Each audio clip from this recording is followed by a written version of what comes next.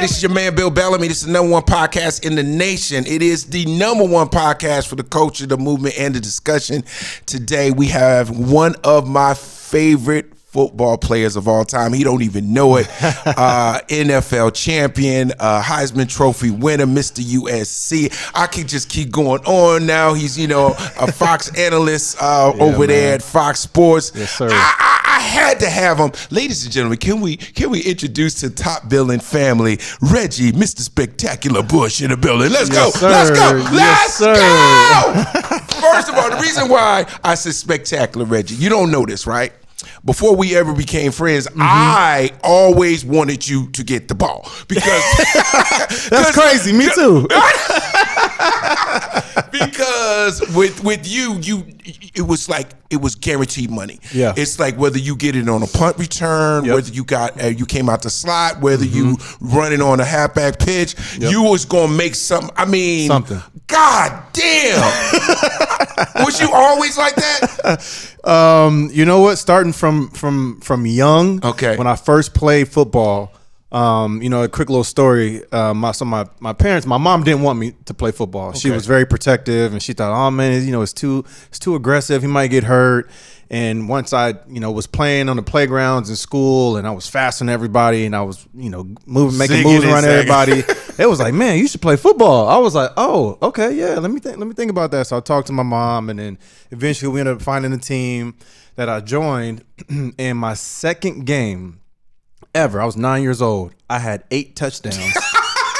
And 544 yards rushing in one game. In one game. Oh, yeah. I can see that. So my parents was like, oh, yeah, I think he good here. I think he all right. Let's get him out of that karate. Yeah. Karate. Why is karate always the first thing? Black people always want you to be able to fight. I don't know why we always go karate. We never say kung fu. We never say jujitsu. Yeah. Get him a karate.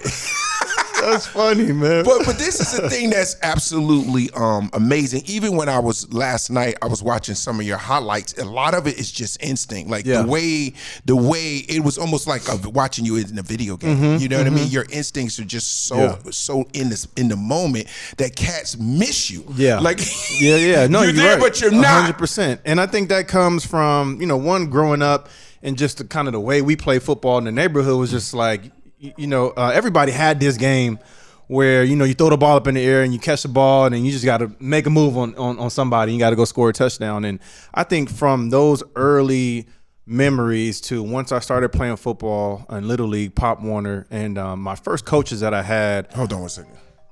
Somebody trying to get on the show. My son.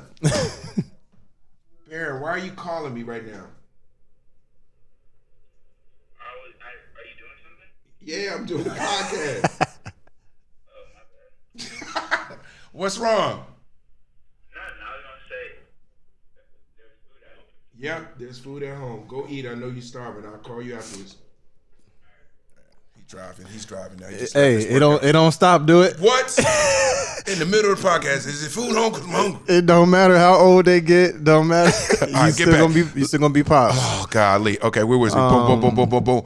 So we was just talking about just the instincts that I played with, man, and again it comes from experience, one, but I've always felt like I've had great vision on the football field, and I think vision is also not something that. It's not just on the field, but even off the field too. I feel like I've been, God has blessed me with just having vision. And on the football field, I used it to my best abilities. Oh my God. So one of the things that, was that I would, I was able to do was if there was a guy in front of me and then a guy behind him, I was looking at the second guy. I was already had mentally moved past that first dude in front of me. You're not getting He was already done. So I actually was already like instinctually looking at the second guy and planning my move for that next guy. And so that was something that, again, it comes with a lot of hard work, a lot of dedication, a lot of time and effort that you put into it. I mean, I played football from the time I was 9 years old to the time I was 32. Yeah, and I mean, and it was just. I remember hearing about you. I was on the East Coast at the time. I was doing when you were. I was working in New York at the time, and when you were in college, and I was just like, you were always coming across. Boom, yo, Reggie Bush. I'm like, yo, who the hell is that? Yeah. Next thing I know, I'm watching on TV, and I'm like, oh, I know who. All you see is just burgundy and goddamn gold flying across the screen. I'm like, yo, and I remember like you remind me. It's two players that you guys have this speed thing that's crazy. It was Deshaun Watson. Yes. Yep. So it's like you don't kick it to him. And there's another cat that's fast like that. Was the guy who's a punt returner for Chicago Bears. Devin Hester. Devin Hester. Please do not kick it to Devin Hester. Don't kick it to him because it's ridiculous. Like it's ridiculous what he can do with the ball, and it stopped. How were you able to stop, jump, and then plant, and then explode again? It's like some Barry Sanders juke move. That was my inspiration, in all honesty. So growing up for me, I had two guys that were like my inspiration, guys that I wanted to be. One was Barry Sanders, and the other one was Deion Sanders. Ooh. And so Prime and Barry were the guys who I wanted to emulate, and that was. Why? So Deion Sanders returned punts. He played. He played multiple DB, but he played multiple positions. And one of the positions he was great at was punt return. And I remember seeing highlights of him in college. He would go back to return punts, and he would get the crowd hyped like this. And then Barry Sanders was polar opposite when it comes to personality, right? Quiet. But on the field was a beast, killer, right? Ooh. And you couldn't touch this dude in a phone booth. And so. I wanted to play running back, but I also wanted to have some of that prime time, like that specialness on the field in my game. So that's why I started returning punts, because I wanted to be a combination of both those guys. So were you able to just kind of dictate that based on your ability, or were they just, the coaches just like, yo, dude, you just can't, we get to utilize every aspect of this talent? I think it was more me, kind of taking the step and initiative to wanting to do it. Because first you got to want to go back there and return punts. Not everybody's built for it. And you got to want to go back there and return kicks. And so for me, I always saw punt returns and kick returns as another opportunity to get the ball in my hands. Facts. But also it was almost like a blank canvas, because very different from offense and defense. There's play calls that come in. Punt return, he's just like, hey, go make a play. Go make somebody miss. It's prime time. Like, it's showtime. You get the ball in your hands, go do something. Try to get to the other end. Exactly. And that's why I felt like I was best, was when it came to those moments, those punt returns, when you just had to just improv, and it was just right there. Wow. I'm really in awe of just that natural ability to watch you do it, and just watching your highlights. I was just like, how could you do that? I seen you making people run into each other, stop, go, fly that way, you go that way, or just run by them. Yeah, it's incredible. And now here's the thing that most people don't know: you're actually kind of small. You know what I mean? You're not like this. You're not as not like big. Adrian Peterson, like or Derrick Henry. Those guys are bigger backs. Huge. So was that kind of rough for you, being a smaller, super fast guy, getting hit by these big ass buildings? Well, I tried not to get hit. I tried my best not to get hit. That's why you were so slippery. That's why I had to be so slippery, right? So fast, because, and that's the thing about football is, I always say this, football is so different from boxing, because boxing, you fight somebody who's in your weight class. Correct. Football, you playing against somebody that's 6'6", 300 pounds and runs a 4.5. You know what I'm saying? So it's impossible for me to physically defeat somebody like that. You know what I'm saying? If we were just going head up, but if I got the ball in my hands, I got space, he's done. He has no shot. He's cooked. So, for me, I always wanted to make sure that I utilized my superpower, which was my speed, my elusiveness, and my vision. Yeah, and it's funny, like, when you think about, like, how long you've done it. Like, it's almost like you did a Tupac. You dropped 5 albums and then left. You know what I'm saying? Like you came in the league, pop, did what you need to do, and then you just left us hanging. Like, we wanted some more Reggie Bush. You know what I'm saying? Like, you did a clean 10 and bounce. Yeah, well, I played 11 years, and 10 years. 10, 11 years, whatever it is, that last year, I don't even know if I really count that. Yeah, we ain't gonna count. So let's say 10 solid. It's in Buffalo. They didn't give me the ball. I was just out there. but you know, it on paper it counts. You know what I'm saying? That extra year counts. But you know, playing that many years as a running back is not easy. You know, I think the average career for a running back is around 3 to 4 years. Damn. And you know, if you think about that, right, which is you know, the toughest part I think about, you know, playing in the NFL is just one, you have to understand once you get there, you are on the clock. Like you are literally on the clock, and you could be out in 3 years, you could be out in 4 years. You might be blessed enough to play 8 years. If you get to double-digit years, it's like you beat the game. You beat the game, and you know we grind so much, we work so hard in our life to get to this moment, to get this opportunity, and it could be gone in one helmet to the knee, or one blown ACL, right, or you know, one big hit in the Philadelphia Eagles game, like we talked about. Bro. I took an Excedrin. I don't know if y'all saw this. Reggie got hit so goddamn hard, right? It was what do y'all call that? Was it a pitch out? What is it? What was it? It was a swing route. Swing route. Where Drew was throwing me the ball. And this was a divisional round playoff game, right? So the next game, you win this game, you go to the NFC Championship game. Okay. And so at this time, I think they had Hugh Douglas, they got Brian Dawkins on the team. Oh my God. They got some dogs over there. They had some dogs. Brian Dawkins was this dude. He called himself Wolverine. That's literally how he played. He literally played like that. He gonna eat you alive. And so I'll never forget, I had an option route against Brian Dawkins, and option route was my thing. Like if you give me an option route, one-on-one space, it's showtime. I'm gonna win 99% of the time. So I come out on this option route. B. Dawkins is right there. He comes down from the safety position. Okay. And we out in the field, and I know he got me one-on-one. I try to give him one of those hard boom, boom, boom. And he stood right there and put his hands in my chest and shocked me backwards. And he was like, "No, sir, young man. No, sir, young man." And so it was like, yeah, he stopped me, but then once he sunned me, and it was like, "No, sir, young man." Oh man, that like took all my pride. Yeah. I had no pride left inside. Bro, the hit was so crazy. Now the NFL is like, oh my God, if you hit somebody too hard, they go, oh my God, don't do that. That to hit him. Probably would have been a penalty now today. Today that would be like spearing or something. Who was my man that played for Pittsburgh that kept getting fined? Was it Marvin something Harrison? No. Troy Polamalu. No, not Troy. Troy used to hit hard too. What was the dude, the crazy ass dude that played for Pittsburgh? That James Harrison. James Harrison. Oh yeah, James Harrison. James Harrison was getting fined every day, and he would not stop. He said, "I just pay the money." Because he's trying to kill your ass. That's literally the scary. I think when you put up the scariest human beings in the world, James Harrison got to be. He got to be. Hey, look up if Scary was a person. Like if somebody was to break in your house and it was James, you just faint or give him everything he needs. Just take it. Now,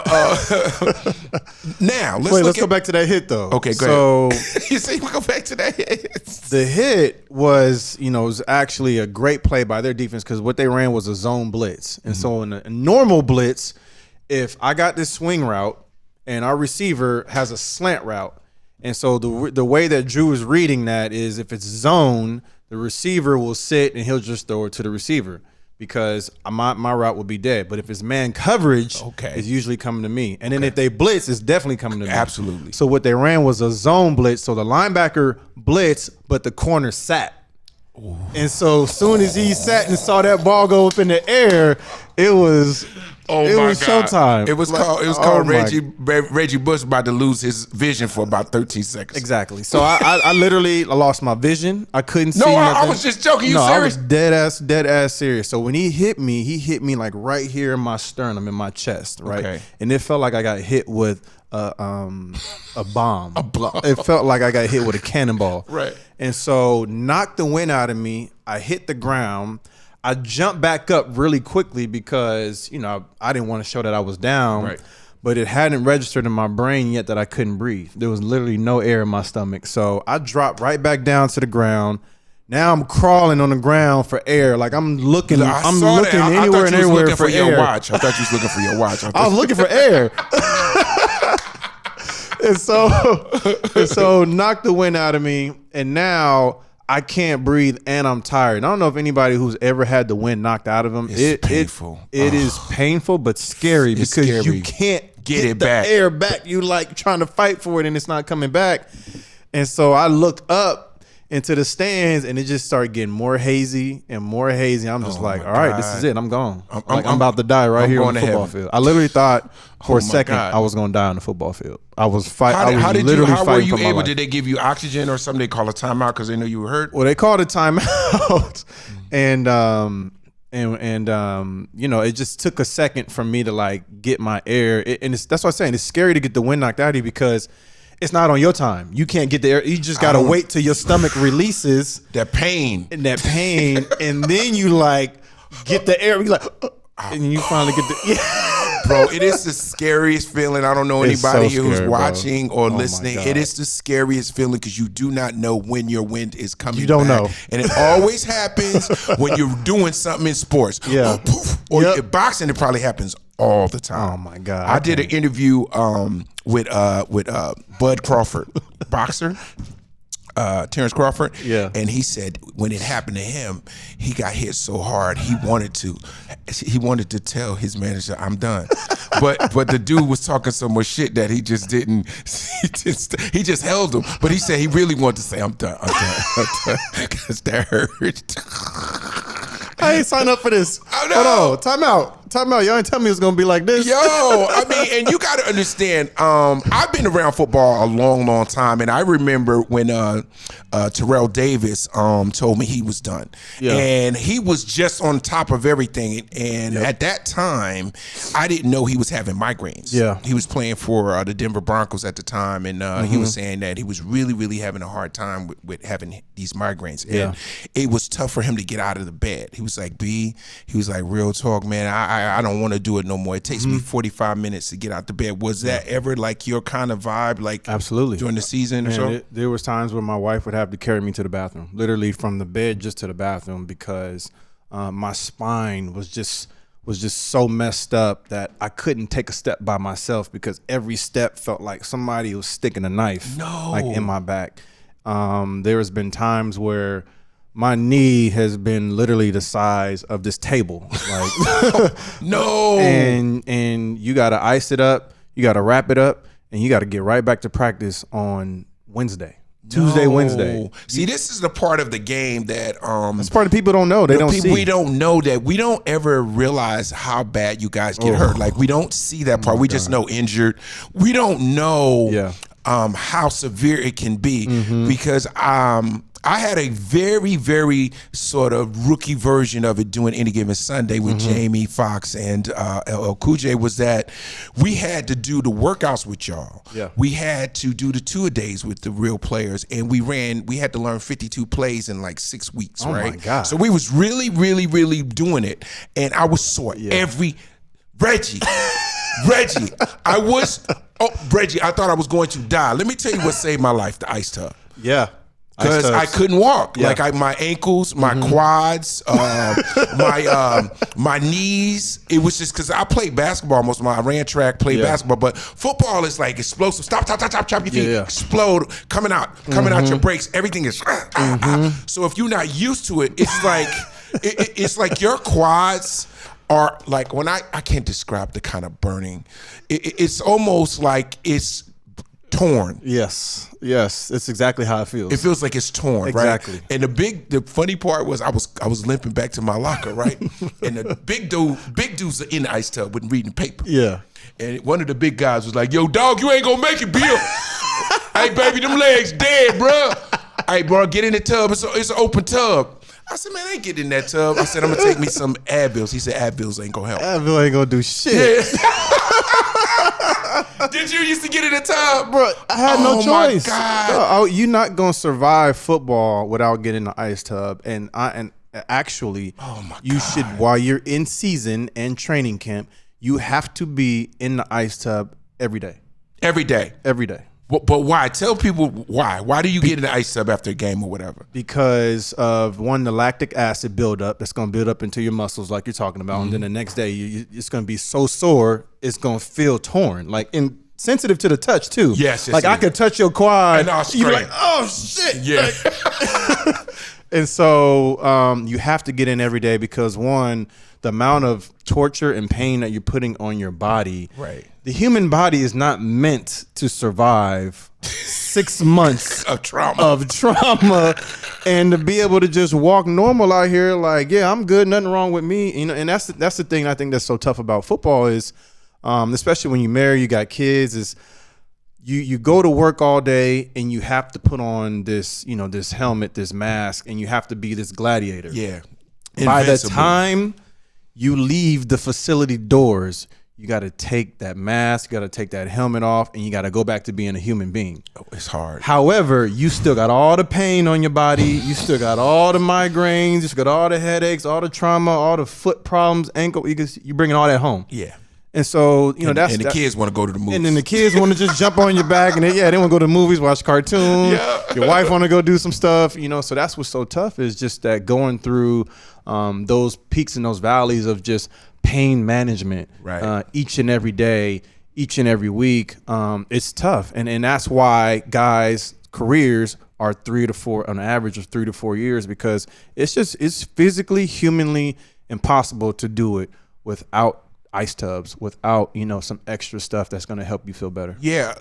Terrell Owens is one of my good friends, and he said he never started doing the ice thing until near the end, where he was like, you know, starting to, you know, get a little older. He was like, yo, he said in the early part of his career, he just never, because he's like a super athlete as well. Freak. I mean, he's like a freak in there. He's still running 4.4. Yeah, like he faster than any daddy I know. Like he just running past every daddy that's in the park. Like you just, what was that? That was T.O. He just ran to get an ice cream.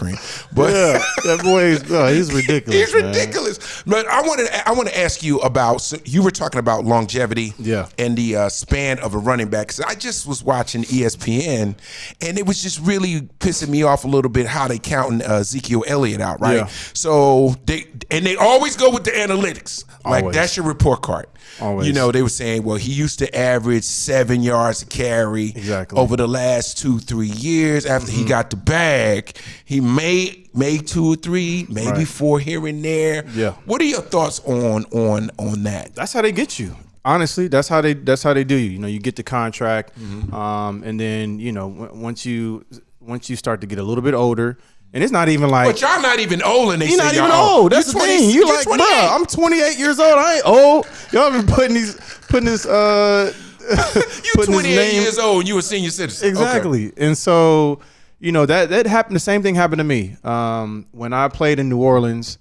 I had to sign a 6-year contract, and I had been through some injuries. One, I believe, you know, some of the injuries happen because of just playing on turf. You know, when you play on turf, it's literally the worst surface. I can't even stress this enough. It's concrete. It's the worst surface that you can play the most dangerous sport on, and yet it's somehow, for some reason, whenever the CBA comes up, they never address it. Every year it keeps happening, and players hate it. Every single player in the NFL hates the turf, yet nobody is making some kind of push. Why do you think that? It's because they don't want y'all to last. Well, because it's honestly, at this point, that's how I feel. I feel like there is a certain amount of that is built in, because, you know, the NFL it's a young man's game, so they're always trying to find a way to replace you, right? And so if you're playing on this turf and on this surface and you get injured, you keep getting injured. It's like Lamar Jackson right now, right? Like what they're trying to do to him right now. Like, come on, man. This dude is in his prime. He's 25 years old. Yeah, he's missed a couple games, but so what? The dude is still the best, one of the best quarterbacks in the NFL. But to that point, the Baltimore Ravens used to be a turf team, and then they switched back to grass because they were having so many injuries, many knee injuries. They ended up going back to natural grass. But again, the reason why, one, it saves money for the owners, so it's easier to maintenance. You don't have to maintenance turf. Plastic, basically. It's plastic. And then also, you know, like you said, to your point, it could just be part of that whole cycle of, you know, this NFL vicious rotation cycle, where it's just like, you know, a guy's only going to last a certain amount of time on that turf, playing on that turf. Now, speaking of Lamar Jackson, which is the topic in the NFL right now, bro. And it's so crazy, and I can't understand. I cannot fathom why a guy of his stature, what he's accomplished, why he has had to wait damn near 2 years to get a solid deal.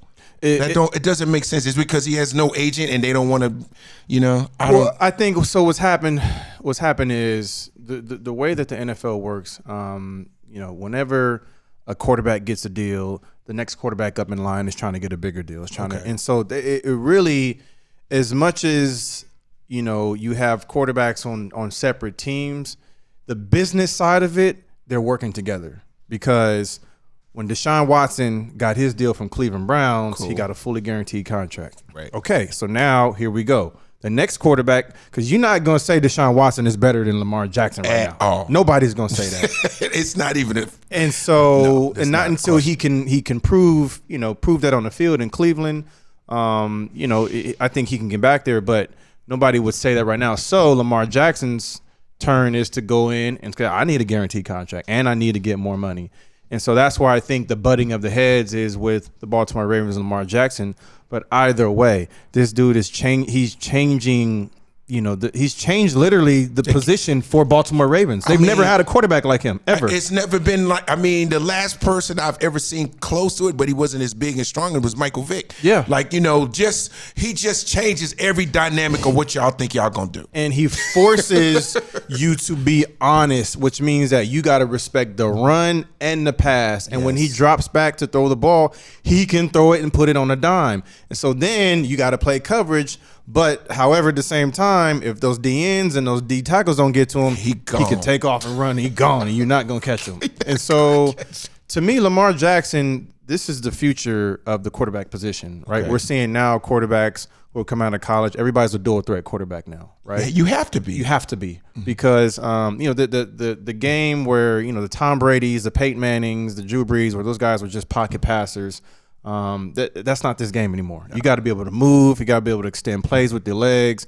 That's why Patrick Mahomes is so great because he extends plays with his legs. Even though he doesn't have design runs, he still has the ability to extend the plays, keep his eyes down the field, throw the ball down the field. He has incredible vision. His instincts are ridiculous. Like I always, when I'm joking with my friends, I say he the Allen Iverson of football because you just be like, you can't throw it behind your back.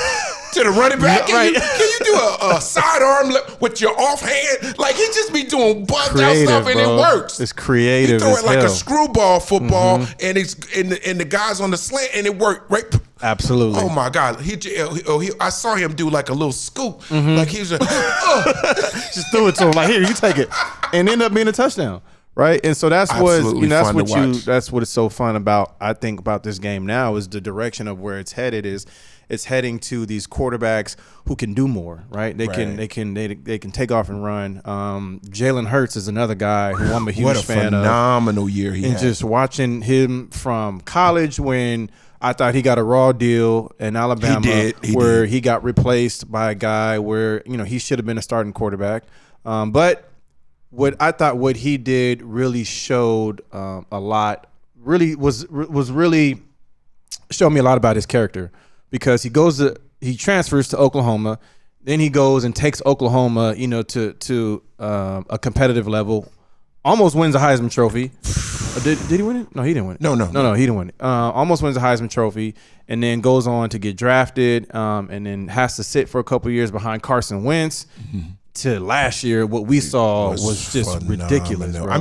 He should have been MVP. He should have been MVP. It could have went either way, but I'm saying to watch his resilience, guys like that, I feel like Jalen is kind of quiet and he plays with a chip. And a lot of times what I've realized with athletes, especially guys that are high-level athletes like yourself, I think that's the chip that gets you to become successful where you got counted out.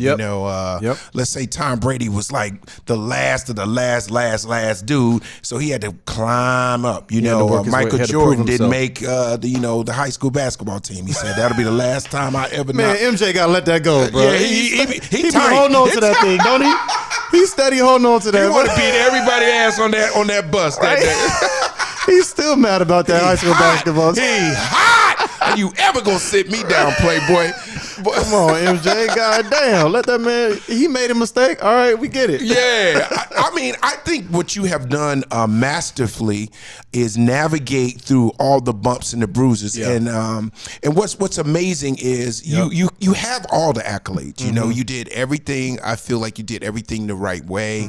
And then every time it seems like you just bounce back, like, you know, when they had all the stuff with the Heisman Trophy thing, right? Everybody's trying to, Reggie Bush, you know, they count you out. You come right back. That fueled me. That fueled me so much to go out. And that's when I got drafted by New Orleans. Right. And at the time when I got drafted by New Orleans, first of all, I got there 5 months after Hurricane Katrina. So it was literally a ghost town. There was nobody there.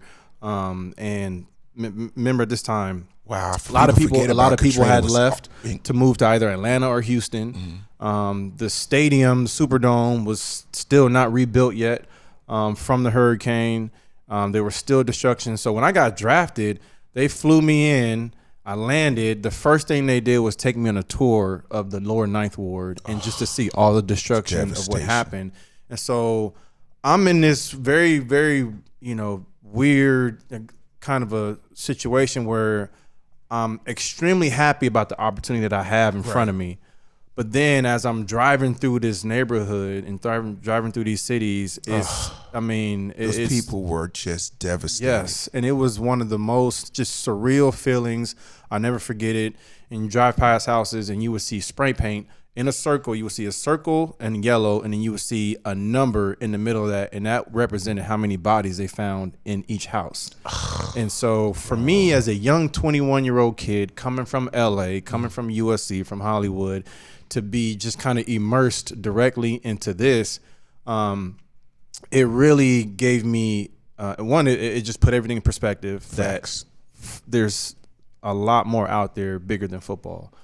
People who are dealing with real life things, even though this is a game that we play and we got great fans here, these people are dealing with something much bigger. Absolutely. And it was such a surreal feeling, man. I never forget it. But it was unbelievable.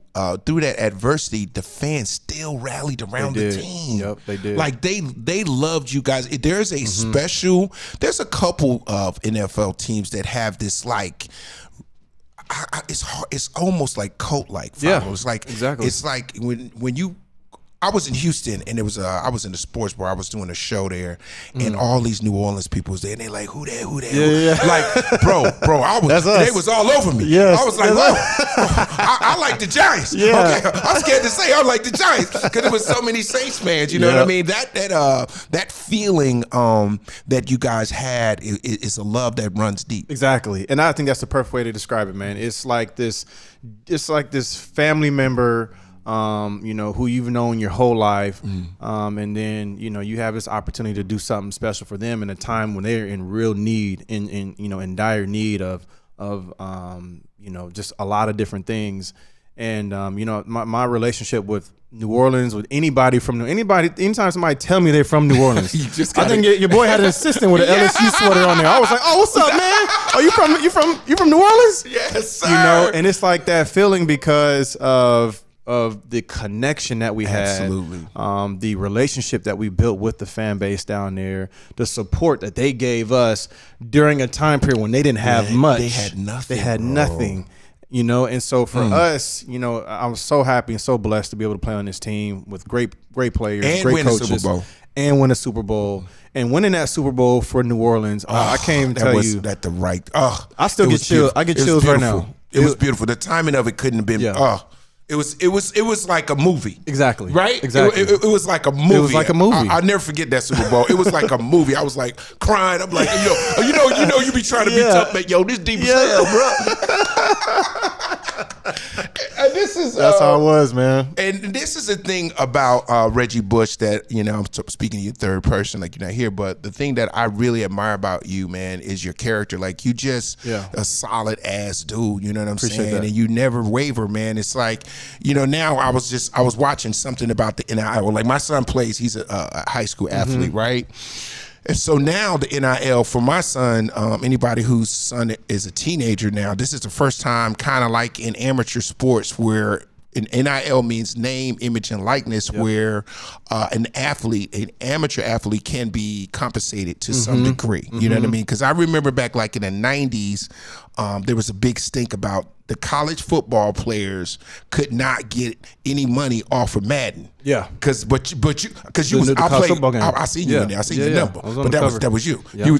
But you wasn't getting no goddamn money. Getting no check from that. Somebody making money off of that. Reggie Bush is on the. What year were you on the cover of Madden? 2006. I was on the cover of the NCAA. 2006. Oh, the college version, right? College version. Yep. NFL Live. So get this. So back then, that's the reason why they stopped doing NCAA college football game, was because of that reason, because they were making all the money off the players and players weren't getting nothing from that. So cut to now 2023, where an athlete can potentially have an endorsement, in school. A high school athlete can potentially have an endorsement. Do you think it's fair, and how do we make it fair for the athlete? I think so. The name, image, and likeness, to me, I think it's somewhat of a scam, because name, image, and likeness is a thing that you always have owned. Anyway, you always own your name. Your image is who you are. Your likeness is your character, who you are. But yet, college football was the only space where you were not allowed to make money off of that. But yet, somebody else, the colleges, the universities, the NCAA, was making billions of dollars. They're not making millions. They making billions of dollars. So think about how many years college football has existed and how long they have been capitalizing off of the backs of college football players, right? Free basketball players Same as well. Thing. And free, I was called cheap labor, right? Some people might call it free labor, because one, you're not getting paid. And this is the thing I always hated, was that they always tried to make the argument that your education was a fair trade. Right. We know that's not true. We know that the education is not even nowhere close, because if it was, then these rules would never have been in place, right? And so, in my opinion, where the name, image, and likeness is now, I think it's a step in the right direction. The person or players it benefits are the stars. It benefits the star players. But I find every time I see people talk about it, it is hard to get some type of levity, because if you're a much better athlete than me, and you are like Reggie Bush and I'm just Bill Bellamy, I'm a solid athlete, and you are spectacular, you should get more than me, right? I mean, shit, they coming to see you, I'm just catching a few routes. Now, how do you? That's the part that throws me off. It's like, okay, so if you're a superstar athlete, I'm a regular athlete in college, is it going to get weird, or should it be like a standard? But so the issue is that you're still not being compensated for the work you're putting in on that field, right? I'm putting my brain at risk every time I play in a football game, because I can get a concussion, I can get my knee blown off from one hit, and so that's where the risk is. The risk is on the football field, all right? But yet, I'm not being compensated from the employer, the university, for the risk that I'm taking on this football field. Yeah, there's some different sponsors out here, Coca-Cola, you know what I'm saying? There's some Verizon, whatever, that may come in and sponsor you if you're a big enough name. But what about the second stream guys? You know what I'm saying? Because they still putting in work and practice. They got to do practice squad. They got to give the starters looks. They still got to go to workouts. They still grinding and doing everything else the star players are doing, except, obviously during game days. And so you have a big body, a big group of players that, may not be as recognizable, or may not have the same, stature as the quarterback, the star quarterback, right? And so my thing is just that, well, what about those other guys? Because they're still putting the same risk into the game as everybody else is on this football field, but they're not being paid for that. And so I think the next step is we got to get college football players and college basketball players paid by the universities for the work that they're putting in. There should be some type of stipend, I mean, I was in college and I had never had no money. I was like, man. It's crazy it's how crazy how poor you are when you're a college student. First of all, this whole college thing, to me is so crazy, because you got these student loan debts that people take out, and they spend years and years after they leave college paying it off. And I remember when I was in college, our monthly stipend that we got was $1,000 a month. That's all I had to live off of. My rent alone between me and my roommate together was $1,480. So that means we split $740 a piece. Oh my God! I got $200 to work with. Bro, I got $260 left to work with for the month. Yeah, that's living in LA. Yeah, that's how is that possible? It's not. It's just awful. You got bills, you got gas, you got food you trying to eat. You know what I'm saying? Like all. And you got to keep your weight up. You playing football, and you got to eat like 5-6 times a day. You got to eat so much playing football. That's the other thing too. you got to eat all day, man. You got to grind. Do you miss it now? Now that you've been retired and you got so many other things going on. Like, every now and then you be like, man, do you ever miss just going out there, the adrenaline of Absolutely. playing? Yeah. Absolutely, all the time. I miss the game. I miss seeing the fans, both the home fan. I loved playing away because I love going into somebody else's stadium, listen to their fans talk shit and say all kind of crazy stuff, and then turn up on their ass.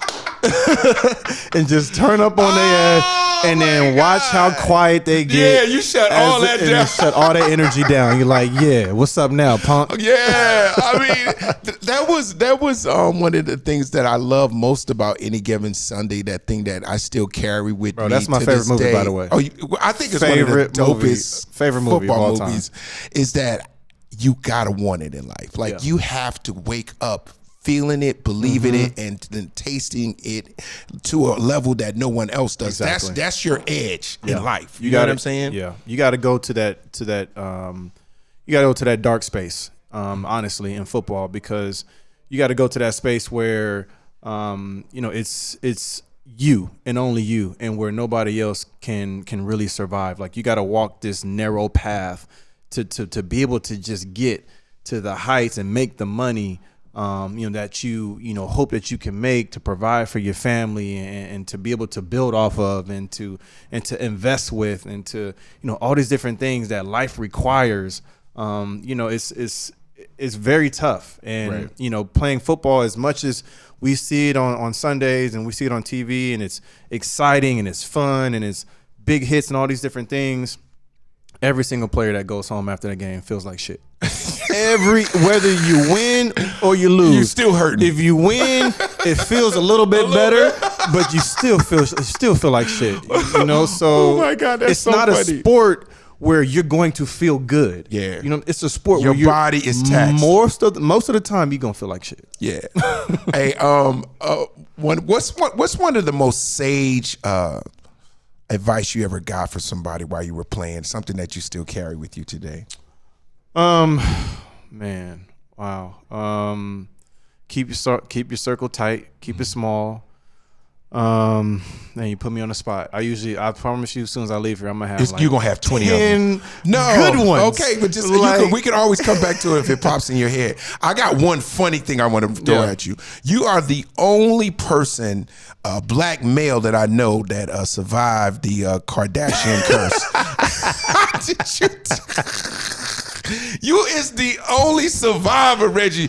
Was it court vision? Did you see the tunnel was closing? You got your ass out of there. I told you, I've always been blessed with great vision on and off the field. Reggie, you got out of there before the building blew up, Reggie.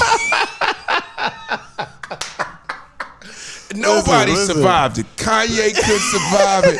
Lamar, Chris Humphries, whoever, they all tried it, and it was tornado. Ray J, he's still walking around here with one flip flop. I'm like, man, what the hell did this woman do to these men? Man, listen, I don't want to be the guy. You still got good skin. Your smile is brighter. You got your own family. It looked like you just, boy. It looked like, how when you on a game show, you tap, and you got out right there. You got, listen, man. Different relationships, different things happen. Right. For a reason. You meet people that come into your life for a reason. Sometimes you meet people to to pull you into certain directions. And sometimes you meet people to say that, okay, that's not the direction that I want to go, for the rest of my life. So I'm going to go this direction. But at the end of the day, you got to be able to recognize those signs. You know what I'm saying? Man. And that's where a lot of people, you kind of talked about, I forget what you said earlier, but just about, being able to overcome, certain things in my life, obstacles, and being able to not waver from who you are. And I think that's so big, it's so important, because we go through life and shit happens, right? Things happen, and nobody's going to go through life without being tested. Right. Nobody's going to go through life without being tested. And that's one of the things. And maybe this goes back to your question of the most important advice I got is just being able to not waver from who you are in the face of trauma, in the face of adversity, in the face of life just punching you in the face, and you got to get back up, because, again, that's what I think football has taught me. Right.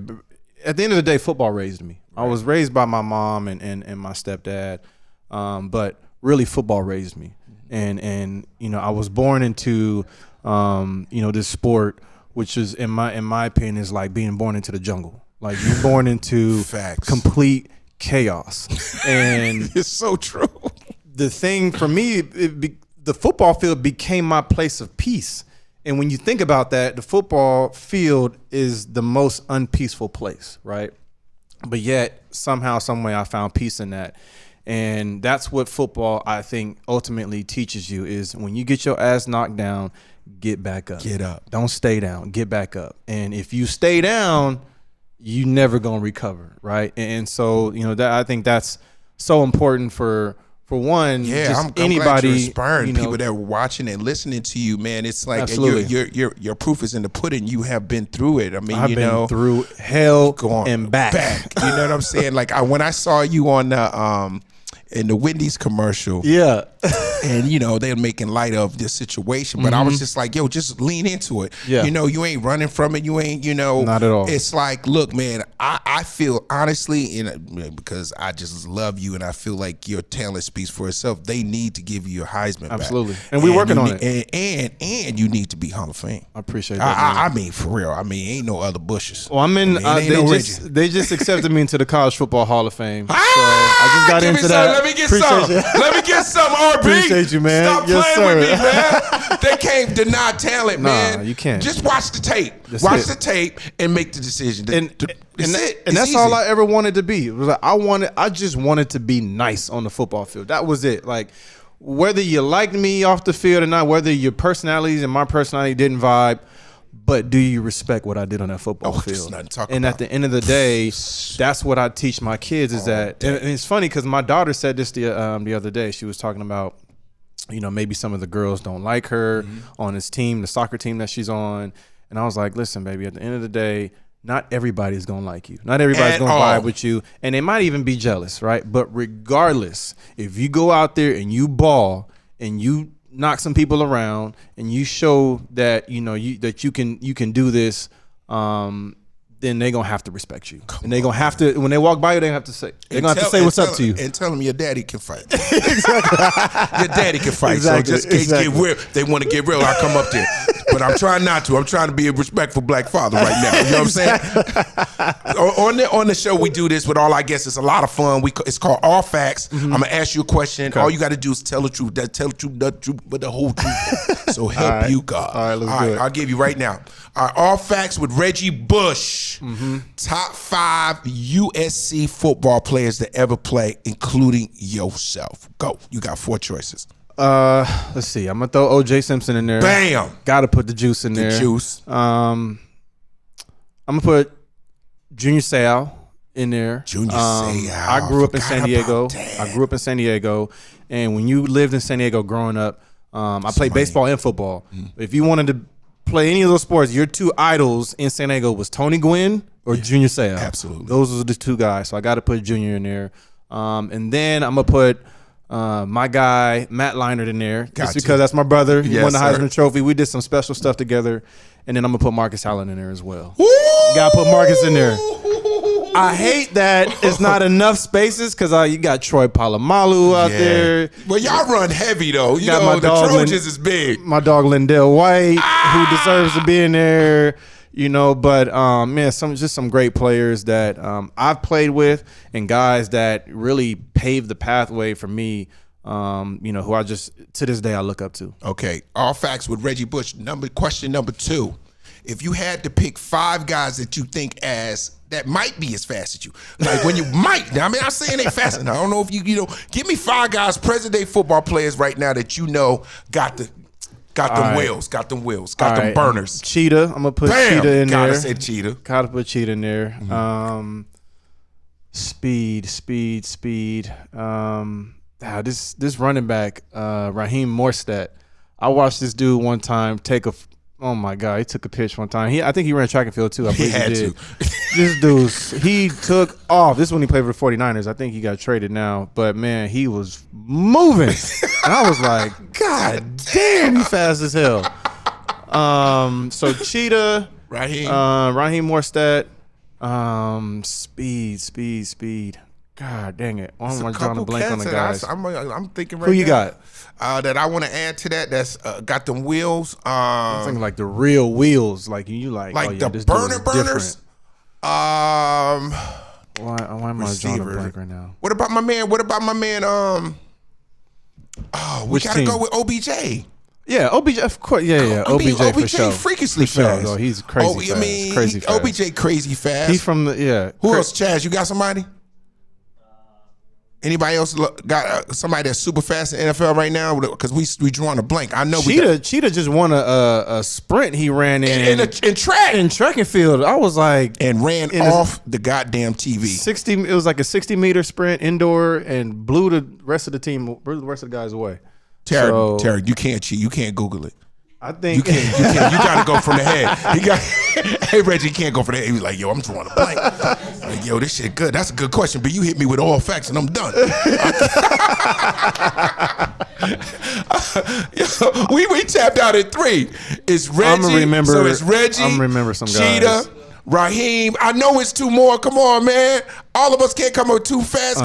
Everybody fast in the NFL. Everybody's fast, but you talking about like next level speed. Yeah, I'm talking about the burners. Yeah, when he get the ball, he take off. Ain't nobody catching him. Gone. Help! Can I get a lifeline? God, yeah, we need a lifeline in here. Okay. All right. All right. Well, I'll do one more real quick. Then I'll do a quick, easier one. 3, 2, 1. Hey, all facts with Reggie Bush. The hardest hitters you've ever seen in NFL football. Oh my God. All right, I'm gonna put Ray Lewis in there for sure. Not even a question. Needs to knock people silly out. I'm gonna put Troy Polamalu in there because he used to destroy people coming across the middle and then wave his little conditioned hand. Who else? I'm gonna put probably Brian Dawkins in there because he used to just decapitate people, like literally just knock people out. BD, shout out to BD. Who else? Who else? I got to be a defensive end.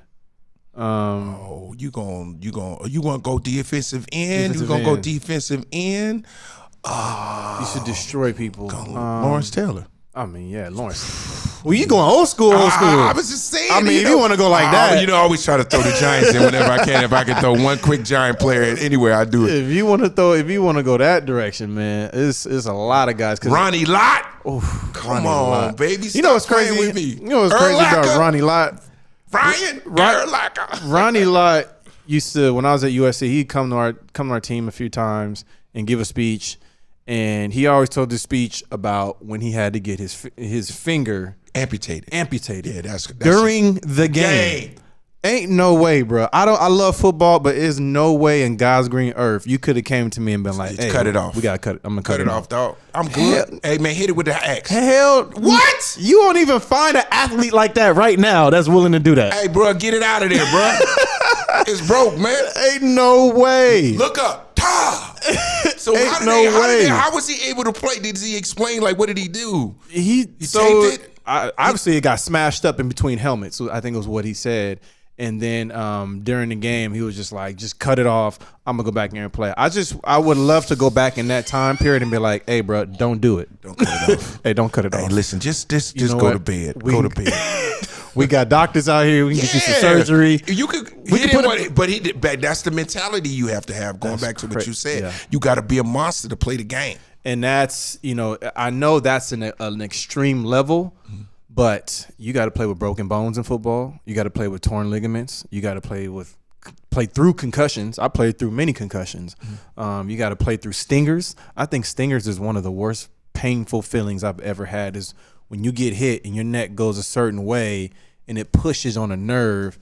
I had stingers really bad when I played in Miami, and I got hit one time and the pain shot down my arm, and it literally felt like somebody had a blowtorch right in the middle of my hand. It was so hot and burning, and I had to finish the game. I had to play the game, just like that. Just every time. It didn't go away? Hell no, it didn't go away. And I remember talking to Brian Cox. He was Brian Cox, another guy, was a dog. Yes.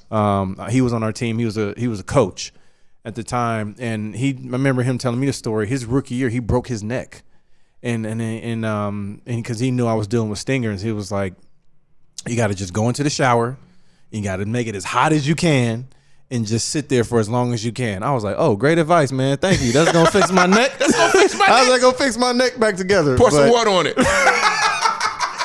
But it's that level of extreme injuries that you have to play through in the NFL, and those are the things that people don't see. You see us scoring touchdowns on Sundays, you see people winning games and they're celebrating and all these different things. But like you said, you got to be in that ice tub. If you ain't in that ice tub, you are not going to survive. You will not survive in the league. Well, Reggie, I really appreciate you stopping by Top Billin. You give us some platinum stylists. You anytime you want to come by. You got my guy over here about to come in? Yeah, we got Godfrey. Godfrey's on deck. He's getting ready to come do an interview. We got everybody coming by. We're right here in Hollywood, California. We got the legend. We got the Mr. Spectacular Reggie Bush. It's a pleasure to have you, man. And you are that guy. Appreciate you, You are that guy. All day. All day. And he's still fast. Don't get him and T.O., the fastest fathers I know. Only on Top Billin, y'all. Yes, we'll sir. see you on the next one. Peace. Appreciate it, man. Congrats, too. Yes. Welcome, Reggie Bush, the man in black, is here. It's going down.